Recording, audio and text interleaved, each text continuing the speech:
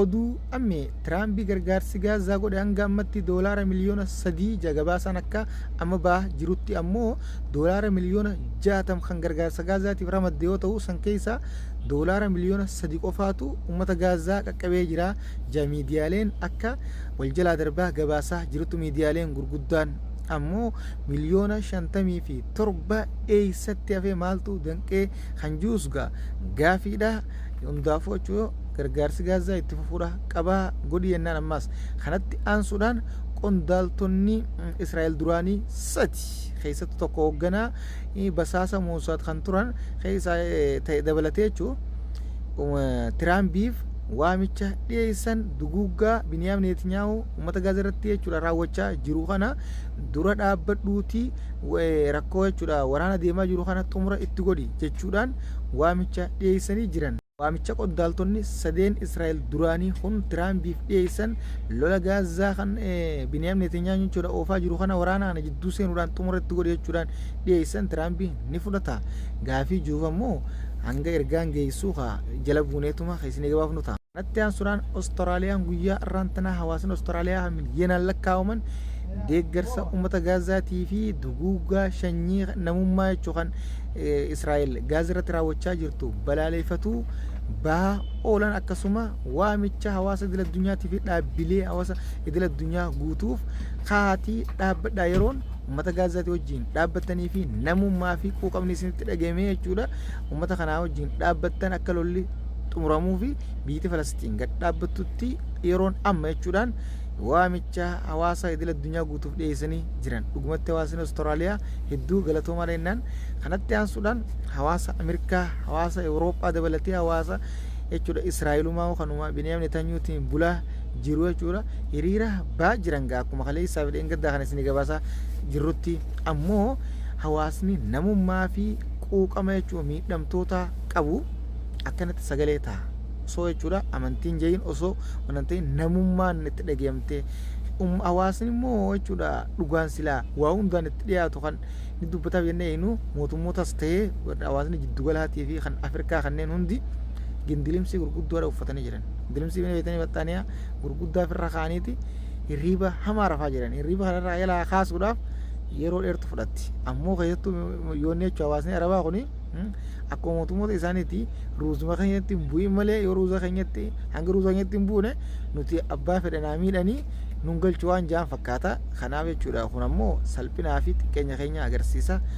Rafaadha jennaan hanga hirriiba rabbi isin dammaysutti. Jiddumaamee namoonni ammaan tana jechuudha viidiyoo tana dhaggeeffachaa jirtan laayivii tana jechuudha sabskaraayib godhaa mallattoo gurraatti na sheeris godhaa yaada keessan koomentii nu kaa. Kanatti aansuudhaan mootummaan Jordan michoota isaatii waliin ta'uun erga ulaan gargaarsaa banamte guyyuma 3-4 kana keessatti humna qilleensaa jechuudha xayyaara 7 gargaarsa gaazaa godhu gabaafamee jira ifoomeeti jira.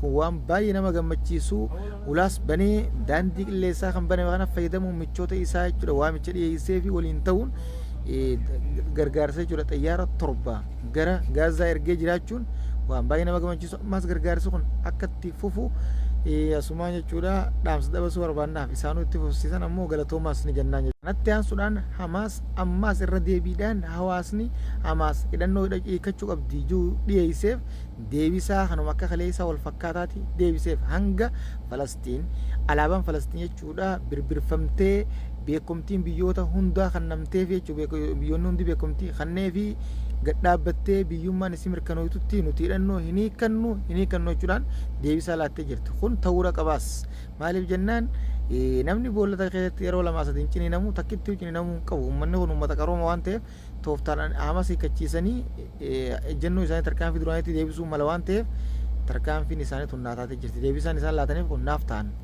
Kanatti aansuudhaan Iiraan nuti waliigaltee Ameerikaa wajjin goonu tasumallee hin qabnu mallee fedhii irraa hin qabnu fuulduratti illee jechuudhaan dubbattee jirti. Kanatti aansuudhaan Riyaadii fi Makka hedduu sa'aata kabichaa imaltoonni akka imalan godhuuf mootummaan kaayyeeffatee piroojeektii eegaluuf akka deemu Beejiin Saudi Arabiyaa gabaaseeti jira. Kana booda Riyaad irraa gara Makkaa deemuun daandii dheeraa naannoo irra deemanii Xaayif bahuun hafe yaadajuus as keessatti kaasaniiti jiran. Waaw kunis waan bareedamoo daandiin isaan eegalan kun kan gaxaaraa yookaan baabura yaan kana baaburaati moo kana konkolaataa sa'aat akka hanga ammatti adda hin baane garuu akka subbuuf yaan har'a galgala kana yeroo ammaan tana gabaasaniitti jiran ifoomsanii biyyoonni hundi karaa kamiin guddina ittuma jiraachuu tattaafachuu kanatti aansuudhaan raashiyaa fi chaayinaan waliin ta'uun markaba guddaa barga misaayilii ajaa'ibaa irratti hojjetame kana baara irra galaksanii jiran kana ammoo erga jechuudha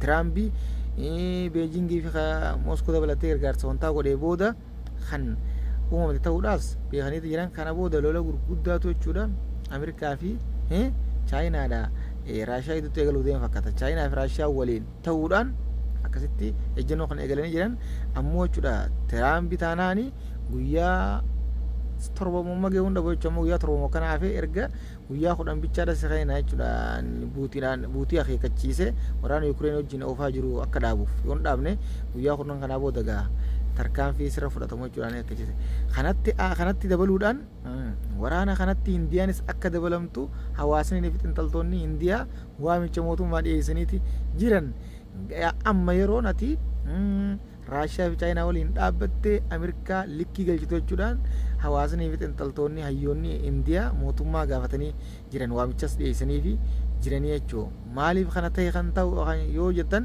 sababa taarifaa dhibbeentaa 25 irra kaa'uun Ameerikaan jechuudha. Ammas agayyuma kanarraa akka kafaluu eegalu beesseen booda hawaasnii fi hayyoonnis hedduu miira aarii keessa galan. Arraan tan ammoo yeroon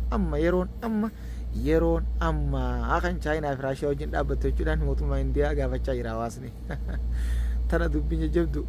Atti aansuudhaan jiddumammee sabskiraayibis godhaadha. Oduuleen biyyoota giddugalaatii fi biyyoota alaatii qabanne kana fakkaata gara oduu biyya keetti osoo hin deebinu oduu biyya keessa takkuma qabnaa takkittiin dooniin xaanaa tuutan Jibuutirraa konkolaatarra fe'amuudhaan gara laga irra geejjisifamu deemtutti imalaa jirtu tan jeemee karaa deemaa jirtu naannoo Amaaraa keessatti guyyaa irraan tanaa fiinxaleeyyii fannoodhaan danqamuudhaan achitti lolli guddaan raayyaa biyyaatii fannoo Amaaraa gidduutti deemaa jiraachuun amma oduun nu geesseeti jirti.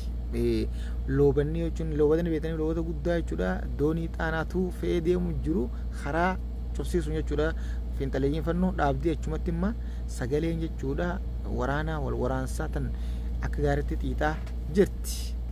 Kun cuunfaa oduu guyyaa irraan tanaati.